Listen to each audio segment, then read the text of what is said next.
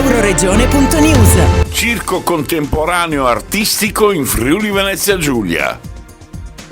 Un progetto nuovo, diverso, che riporterà le emozioni dei bambini quando vedono un tendone da circo, insieme all'interesse per le attività culturali, sportive e sociali, come ci spiega il direttore artistico e presidente Davide Perissutti. Si tratta di una,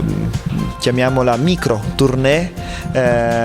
tutta friulana, che realizzeremo con un vero e proprio tendone da circo che sarà piantato nei comuni di Cividale, Udine,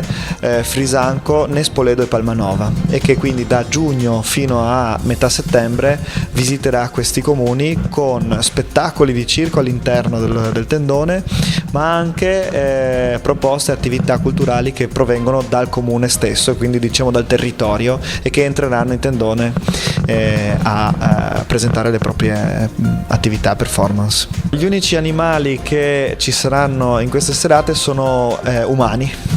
per cui non ci sono animali nel circo contemporaneo in generale, e soprattutto la nostra associazione si occupa di un altro modo di proporre,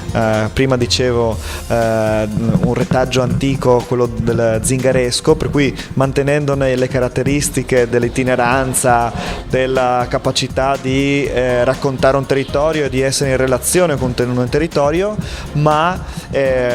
togliendo forse quel sapore invece più, mi viene da dire, antico e malvisto ormai, perché la storia è andata avanti e sono cambiati i tempi, per cui non c'è più bisogno di far saltare sulla sedia lo spettatore con un leone, no, in cattività, ma magari con una narrazione nuova, fresca, un nuovo modo di interpretare l'arte dal vivo, che è il circo contemporaneo. Da Udine per Euroregione News, Marco Mascioli. Euroregione.news.